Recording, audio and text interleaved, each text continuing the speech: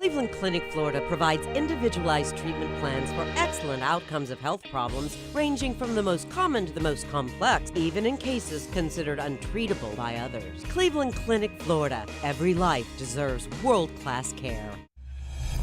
I'm appalled at what you said on that pod thing. It's disgusting. This is the After the Show podcast. It's where we get honest and real with yo ass. So sit back, relax, have a blast, because it's time for the After the Show podcast. That's right. Welcome to it. It is KVJ After the Show podcast for your Tuesday. Hello, everybody.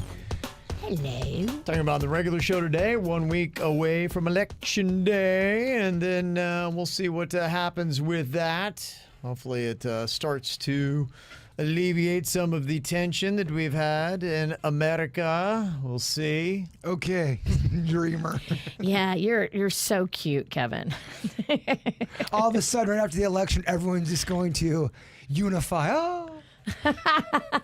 Yeah, Puppies and rainbows and cotton candy farts. Yeah, it'll be kind of interesting just to see. I mean, hey, if nothing else, if you're one of these people that you don't get so emotionally triggered by everything going on, you know, it's entertainment. You know, there's just a lot to watch, a lot to drink in. I was kind of looking at this article here in the Wall Street Journal that say, will we know who wins the presidential election actually on election night? And they say there's a good chance that we won't know the winner on election night, say election officials. Yeah, because that'd be crazy. Remember, I kept the front page of a newspaper one time and it said Bush for now. I think this has happened before. Like, that's been my slogan for life. Bush for now. Bush this weekend. Can I get an amen? Yeah. Well. You gonna dive in? We don't know. I think that's a possibility, Kevin, of we may not have a president, or we may not know the answer, I should say. Yeah, they say the big reason is that an unprecedented number of Americans are expected to vote by mail because of coronavirus concern. And it can take more time to count mail ballots than in-person ones. I'm pretty sure, too, we've broken the record of how many people who have already voted. Yeah, I think it's already higher than 2016. I did see that little blurb. So I guess that's good that people are getting their vote out. Are you guys doing in person or are you guys doing the mail? Person. Okay. I did the mail. I did mine yesterday. Oh, look at you. Yeah. Can you tell me who you voted for so I can just copy it? Yeah, well, I know you do all the research, and I feel the same as you. Yeah, Kev, go ahead. Tell us who you voted for. Piss off our audience. Yeah. No, don't tell me, but just, off the air, tell me. Yeah, okay. I'm happy to at least let you know the options that you have with each candidate. Because he spends a lot of time looking into what each person believes and what they stand for, and he goes deep on the list. You probably know the two candidates pretty well, Biden and Trump. I mean, I don't think you need There's more than that. Oh, I know that, but there's not that many more. Yeah, there was, I think, 5 or 6 total on the ballot for president. Which is kind of crazy because, obviously you only hear about 2 because of the 2-party system. But, I think there was at least 5, maybe 6 that were on there for president. And then there's, of course, the 3 people that are running for port commissioners. So, that took a little while. It's not easy doing research on a port commissioner. Port commissioner. Let me tell you. Well, I mean, what'd you learn? Actually, oddly, too much. I oddly really know our port commissioners now and what they're all about. It's funny. Unfortunately. Yeah, but I know that. And then there's a bunch of other relatively important amendments that are on there. Everything from raising the minimum wage is one of the things you can talk about. So it's not just about president. There's keeping Florida Supreme Court judges that are on there and representatives and all that kind of good stuff. Sheriff for Palm Beach County is on there. Yeah, that's right. Who's going to retain that position. So there's a lot of interesting stuff to look at. But, to me, I just hope it's one of those things where it doesn't take that long because it's just if you're already experiencing election fatigue now. Well, we don't want to be living in limbo with everything going on. When things are in limbo, that's when chaos starts, in my opinion. Well, it'll be amped up fighting. And look, we've had enough. I think it would be intense fighting probably times 10. And it's like, how long can we do that? Well, the thing that sucks about it is sometimes you make a comment on the air and it has nothing to do with anything political, but because there's so much tension, people think there's something behind what you're saying, almost cryptic, and that's just not at least I can only speak for myself, but people get crazy that way. I remember that happening in 2016 where you'd say something that had nothing to do with politics and people are like, "Oh, you motherfucker, you're hiding your love for the Republicrats because you're talking about hot dogs." Like, what? You're talking about a hot dog. So, interesting week. We'll see how it goes. Hopefully everything is calm and there's no problems. We'll see, though. But it is 2020, so who knows? Got a couple of emails here. One said, Jaybird's new look. Xavier said, I'm not sure why everybody is hating on Jaybird's new look. I'm really enjoying his natural transformation into a lesbian. We've all seen this coming for years now. You do you, Bird. Yeah, there's several of those comments. I don't know why the hate there or the fun comments. Rock on, Scissor Sister. You go. Yeah, I'm not being serious. Some people really think I'm trying to dress like a Denim Dan blue jean fuck. I'm having fun, dipshits, and I'd say that lovingly. Magnolia read the comments, which I was like, Mags, what are you doing? Don't read them. She's like, oh, is Jaybird okay, Mom? Because there's a lot of mean comments. Like, Mags, have you followed my career? People have said the worst comment someone said. My mom was on her deathbed. And someone went on YouTube and goes, I hope your fucking fat mom dies right now. I was like, yeah, I'm bulletproof after that one. There's not much you can say to me that's can't hurt me. Yeah, at that point, fuck it. I look like a blue jean fuck. And Michael in Atlanta, a Braves fan, said, hey, I actually want to hear Jaybird's boring baseball rant that he had. You're the only one, brother. I will judge him if he complains about analytics or sounds like a grumpy old man. So he wanted to hear what then, you know had what? to say. Then go fuck yourself, because I'm going to sound like a grumpy old man. I like to hear it, though. No, you're trying to set me up for a snore. It ain't going to work. I got a good, clean bill of health, and my hair is long. I am very clear-minded right now. Step off. You just need to get laid, and then you'll be at it. No, people, because you disagree with somebody, it's so easy to say, you're old, you're a dinosaur, you don't fucking get it. But I played baseball my entire life. I'm going to that rant. Back out, Bird. He got you. Back out, Bird. Go ahead. We're here. We're listening. We're listening to what you have to say. Baseball's not as sexy as it used to be, in my opinion. No. They take out pitchers because their pussy hurts, and then it's just not. It's a different game. You know, If my pussy hurts, I hope y'all take me out. I feel like, and I was a coach, and I feel like it's overcoached now. They let the players play. I feel like they're pansies a lot of times. They're overpaid, and they sit out for a toenail hanging. Yeah. Well, I think part of the problem with baseball is it's about marketing these days, and I don't think baseball really understands how to construct their sport and market it in a way that is appealing to a more broad and especially a younger audience. And they are going to have some problems if they don't start kind of losing and shedding some of their old ways and stubbornness about the sport. They're going to find themselves dying out with this generation. Well, they need to keep, except for Hispanic communities. They need to keep some of the good stuff that's old and take out some of the bad shit that's old. They're doing it all wrong. They're putting the new shit that's not good, and they're taking out the old shit that was good. Yeah. Well, it's like taking the cheese off a pizza and then covering it up with parsley, and that's all you put. Like, so that's covered just in parsley? It's bullshit. Yeah. See, there you go. Yeah, that would Did be you just gross. did you just put old lady perfume on? I put on old lady lotion. Fuck, it smells like grandma's in here. It does. Oh my A bunch god. of Virginians running around. It smells like grandma's grandma. It does. Oh my. Oh.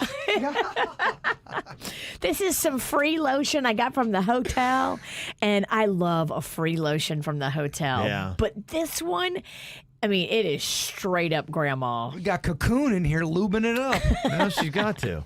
Yeah, you're right. It's more important. Us old people are ashy. Them old ladies Gotta got lube that thing up. Yes. lubrication is very key.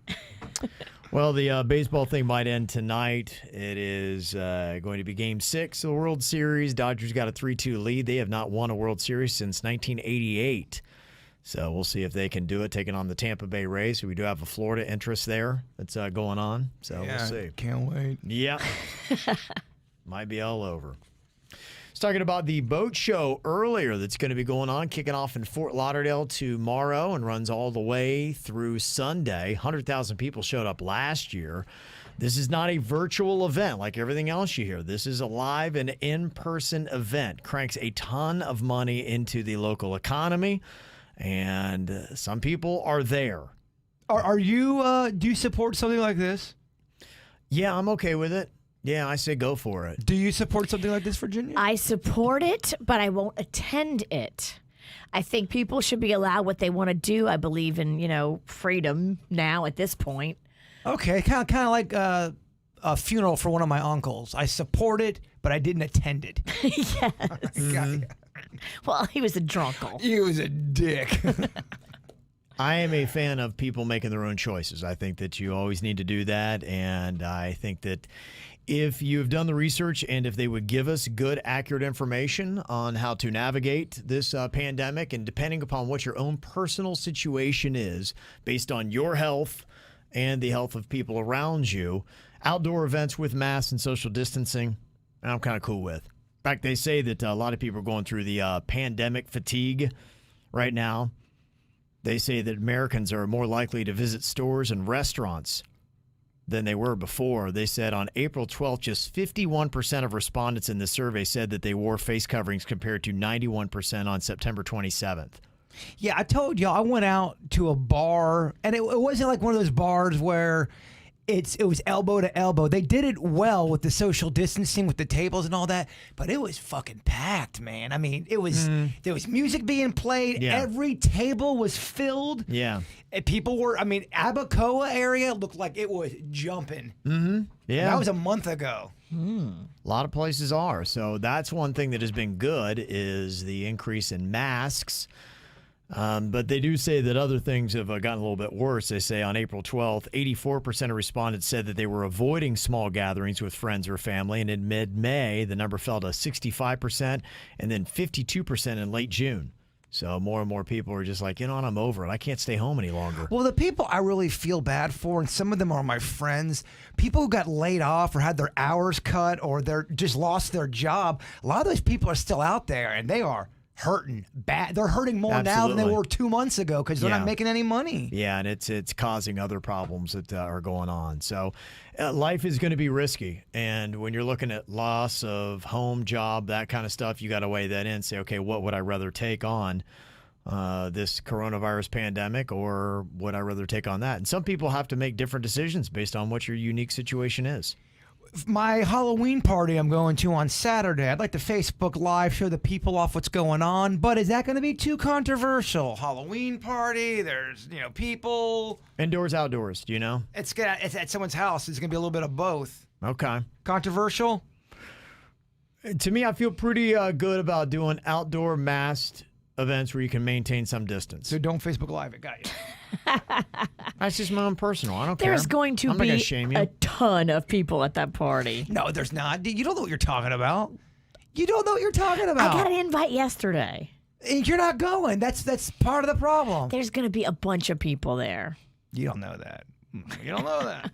They're all going to be adorable, too. You should go because you haven't touched a titty in a minute, but... You don't know about my tit count. Why don't you step off? Just make sure tell you me. use sanitizer. Sanitize. Hey, can't touch your titties. But I got to sanitize it first. Lysol, wipe that You titty. need to take a Lysol wipe to touch the titties. Well, hooking up is way different now. That's how you got to do it. So interesting things here because Stacy sent an email and she said, I work in the boating industry, talking about the Fort Lauderdale International Boat Show kicking off tomorrow. And our firm is not attending the show this year. And the people from across the pond cannot attend. So I guess Europeans are not going to be there. Yes, that's true. We use the show to meet up with others in the industry, cocktail and dinner parties, and clearly none of that can happen now. So, it's not going to be, I guess, the way that it was last year. They are selling a reduced number of tickets, and there are quite a few brokerage houses that will not be entering the show. It will be interesting to see what the numbers are and how sales look after the show. Maybe 40,000. They were thinking 100,000 were there last year, so down 60,000 people this year. I can also confirm boat sales have increased, especially in the $400 to $4 million price range. We were talking about that earlier. People are buying homes in South Florida just for the boat slip because it's hard to find a place to put that big-ass yacht. Wow. That's just amazing. Isn't that so crazy to have that kind of money that you're like, well, if I can't get a boat slip, I'll just buy a house that has a boat slip. Somebody sent me an email. They must have said 5 times in the email, do not buy a house right now. Don't buy a house right now. I'm like, all right. Do you don't want me to buy a house right now? Yeah. Why? Because of that story Kevin talked about with the water and the bubble and all that bullshit. The prices are top dollar right They're now. high, they are. They're very high right now. They are. Higher than what they were. I mean, I'm looking at some of my friends that live just in the townhouse area where I live. I know someone that bought one of the townhouses that I live at for $85,000, and some of those are going for over $200,000 now. That is ridiculous. Yeah, I know. And I can tell you right now, those townhouses don't feel like they're worth $200,000. No. Yeah, and that's just it. And the top story, most trending right now on the Sun Sentinel pages is, as South Florida's housing market booms, signs of a slowdown have agents worried about a bursting bubble. And the email that the person had sent you was back in the 2000s when it was going on. They made that mistake of buying a house that was overvalued and lost their ass on it, basically, is what they had said. Damn. Yeah. So that was. I'm lucky I'm working with some pretty good people here that are helping me out. Mm-hmm. That's good. They're not going to let you overpay. No, and I feel good about spiritually. I feel good about it with what I'm doing and how I'm handling it, and I'll know in my gut if it's the right. I got my dad involved. All is good. Well, you look like a spiritual guru, so I don't think anybody could pull a spiritual wool over your eyes right now. I mean, look at me. Do I look like a guy who's gonna get one over on me? Right? Come on. Right. Am I right? Am I right? Yeah, he said the price right now is slated, saying due to the low interest rates, and that's bringing a lot of people into the market, and people are going, okay, I'm going to way overcharge for this piece of property then. And that is definitely going on, absolutely. But there are deals out there. I shouldn't say deals because they're not deals, but there are situations. They may not be that many, but they are out there that can go for the seller, that in favor of the seller. I'm real good with real estate talk. You should do a real estate show on the radio like Kevin did a sports show. Yeah, you're right. I'd like to hear that. I'll get shirts made up and everything. Bird's real estate show. That would be fucked. And he has no house. He's never bought a property. But I try to dress but he tells everybody what to do. So basically what you want to do is 10% you want to put down with the NASDAQ, Virginia. The NASDAQ is going north, but we want that thing to go south. Yes. Once that fucker is south, premiums go down. A lot of people rooting for that. I would listen to that shit show. Yeah. Just say nonsensical. I would drink and listen to that show, and I would be so happy. It would be so wrong. And what is this fucker talking about? What did he say? Membership prices go down on what? Did he just say something about the NASDAQ? What's he talking about? Oh, man. Let me see. Got a suggestion here from Melissa about doing some workouts at home. She said, I know everybody has made fun of Peloton, but their mobile app is like $13 a month, and it has spin, yoga, running, strength, walking classes. If Jaybird wants to exercise, this app is relatively cheap and has a ton of material for him. You were saying earlier, Jaybird, that exercise is one of them big things that you need to get in, and you're doing. Yeah, I'm doing it daily, as they say in the exercise world. Oh, okay. What is a Jaybird exercise regimen consist of? I try to walk 4 miles within 30 minutes. Wow, that's good. I'm up to running 15 minutes nonstop without stopping. Yeah. It's a workout building walls. Oh, jeez. You can't, no matter how much weight I lose, you can't fucking get these walls around these hard digging down. That's pretty impressive. That's good. 4 miles. Do you have a course that you run? Where do you My do treadmill. I'm getting a lot of use off that treadmill. Although I have noticed that every 4th or 5th day I have to switch it up, and then I'll run outside. I wake up super early. I try to do my runs outside on the weekends. I wake up super early and go run on that trail outside. Oh, okay, yeah. I like the does outdoor help. stuff. Mm-hmm. Yeah. And I can't run in silence. People who run without any kind of music or watching a TV show while you're running, that is tough. Running and just silence is bullshit in a cup. Well, they say you're supposed to run in silence because then you can hear traffic or somebody sneaking up on you. Well, if someone's sneaking up on me in my house on my treadmill. You don't got no titties. I think it's about just girls. Yeah. Mm-hmm. What's your top 3 workout songs favorite when it comes on? Because I have that where I'm like, okay, this is good. And sometimes when I'm at the gym, I'm like, it's in my playlist, but I'm like, I don't want to hear this. You don't want to hear my. I'd It's love to. sad. It's the sweet slow. songs of the 70s. It's a lot about love that didn't work out. It's just a lot of. I like depressing music. I listen to it. I write depressing music. I don't know what to tell you. I fucking like depressing music. Dreams that never came to fruition. No, the thing is, I'm not a depressed person. I like music when I'm running. Oh yeah, making me think. Damn, fucking heartbroken shit. Damn, it's good. I like it. I don't know. Yeah. I don't know what to tell you, Sinek. You take pleasure from the pain of heartbreak. I like good melodies too. A lot of times, those softer, sweeter melodies of the 70s, 80s. I do like modern day music. It's just I like stuff like the Avett Brothers and Band of Horses, which is pretty much 70s music written in today. Right. Yeah. But I still love modern music. Well, it's a different game. The way music was even made back in the 70s compared to how music is made today. And I saw this story today, which I thought was rather interesting, just about writing and constructing a song and how it's changed over the decades. They say that a number one song with just one songwriter is pretty much a thing of the past. And that's why you hear so many songs that sound the same. I've seen specials on it. They've got teams of songwriters that are churning out, but it's the same 5 to 7 songwriters. And you're going, why does this song sound so similar to the other song? Oh, the same 5 to 7 fuckers are writing them. Yeah. Well, I remember even during the boy band era, like in the early 2000s, they had a publishing house, I think, that was pretty much writing all the boy band hits.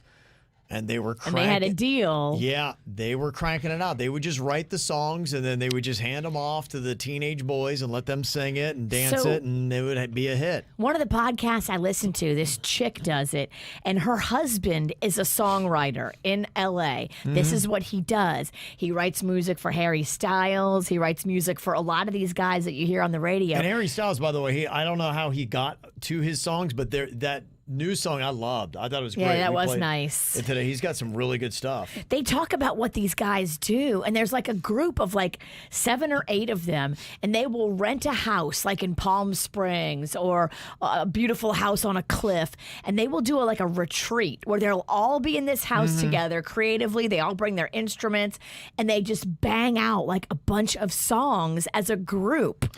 Yeah. So what I'm talking about top 40. What you hear on the radio. There's plenty of artists that write their own music, but they're not radio hits. They're not hits that you know of. I mean, Band of Horses, the guys I'm talking about, they write their own shit. You know, the one guy writes a lot of it himself.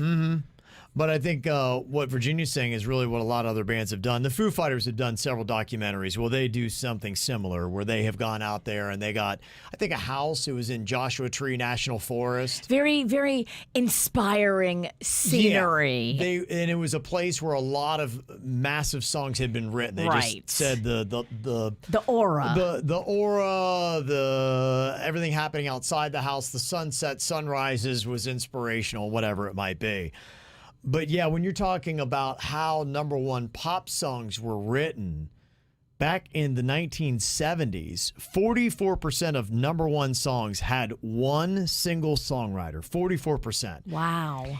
And you can see it and hear it in the music. It's different. Yeah, it is. And it started to slowly drop. In the 80s, it stayed consistent. It was 42% of the number one songs had a single writer. But then in the 90s, it drops to 24%.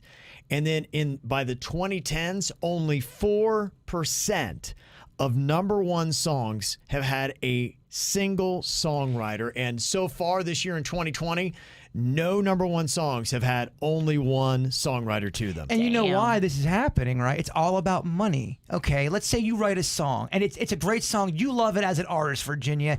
Now you go and you bring it to your record company, and they go, "That's good. I like it, but we're gonna add some. It needs a little bit of this. Now you get this other fucker in there. Okay, put the word 'the' in there. All right, I got a credit now. I'm gonna get paid on that song. Right. You get 5 or 6 people that honestly, you don't need 5 or 6 people to write a song. It's become a big business, and more people got their hands in the cookie jar. Yeah, it is something. In fact, you'll see they have an event here every single year, and it's really kind of cool. And in Key West, they have Songwriters Week.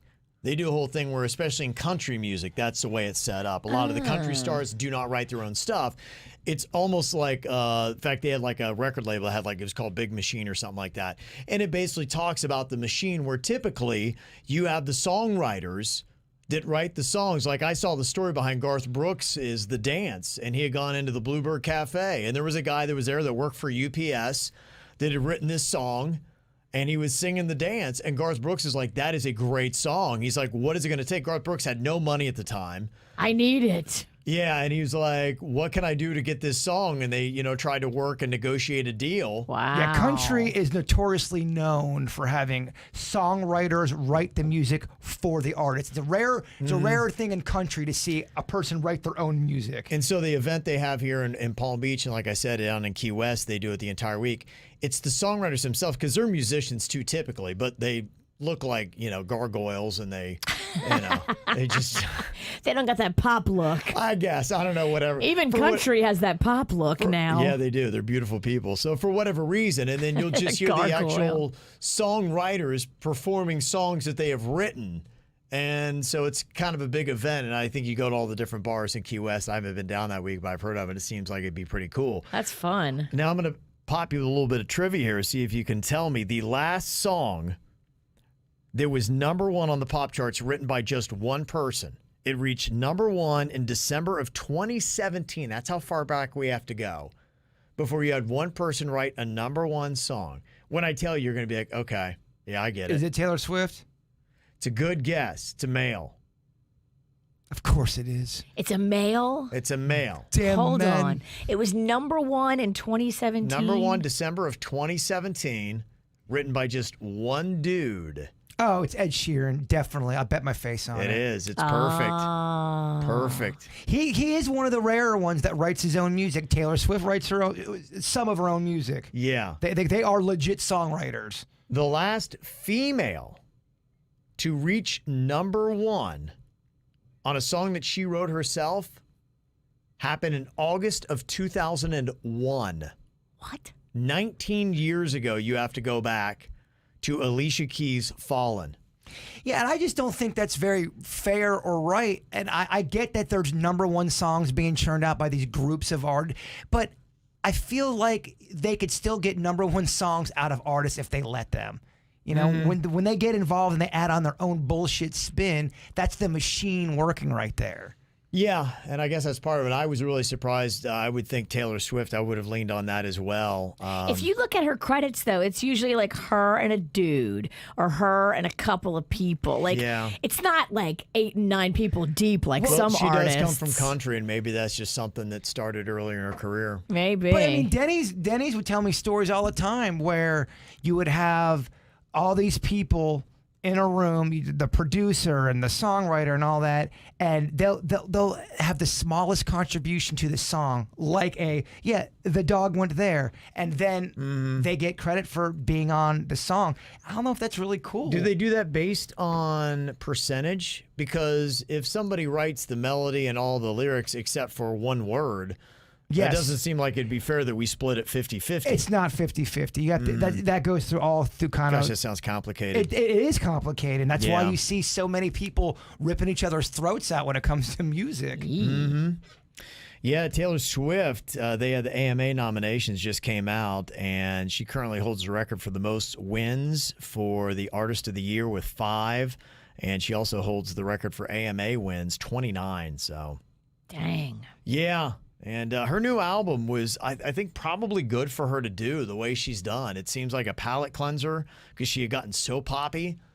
And now it kind of fits almost a little bit, and I think alternative is playing it a little bit, some of it, and then I heard it on country. I was like, wow, she is. And then we're playing it a little bit, so it's got hot adult contemporary stuff too. She's got a massive fan base that crosses over, and the record companies know that. They know they're going to win with Taylor Swift because of her massive fan base. Yeah. So there's some good stuff going on there. Interesting. Yeah, I hadn't even thought about that, but that's just kind of one of the ways that music is changing and why things do sound kind of different. And it does seem a lot more homogenized. That's why I do like the new Harry Styles song. It's like Jay Bird said, it almost sounds like something you'd hear in the 70s a bit. It's got a little bit of that vibe. I'm hoping that the songwriter kind of thing comes around again, like the 70s, where you do It'd see be nice. you see someone writing their own material, and there ain't no fuck faces from the record company muddying it up. Well, I think the problem that happens is when music starts sounding so alike. One thing they do in our industry, I'll tell you, for radio, they have a category called burn. And that's what you guys complain to us about. Being this song again, that's called burn. We're burned out. And the problem is when you have a song that sounds like the last 10 songs that have been on the radio, your burn is going to be higher faster because it's like, I feel like I've heard this before. I'm already burnt out on this song. When you got something that sounds unique and new and fresh, you're like, oh, okay, I can drink this in for a while. It's a palate cleanser. That's why it's good. That's why I think what Taylor Swift did is smart. It's a palate cleanser that it just sounds so different than to shake it off. And as an artist, too, with, I'm sure, many different layers and talents, she could do a bunch of different styles of music. So for her, creatively, she probably loves switching it up. Oh, totally. Because she also has the breathing room to do it. Right. She's young enough to do it. She's got the fan base. Well, I remember she wrote this album with, I can't remember who it was, but somebody, it's in an alt. And they're like in a big hipster type of alt band. So that's why she's got this sound and everything else going on with it. So, yeah, it's some fascinating stuff. All right, y'all, that is it for us here for Tuesday. Thanks for being here. We got 3 more days left. Yeah. That big old Halloween. So we'll see you guys tomorrow. Goodbye. Cleveland Clinic, Florida provides individualized treatment plans for excellent outcomes of health problems ranging from the most common to the most complex, even in cases considered untreatable by others. Cleveland Clinic, Florida. Every life deserves world-class care.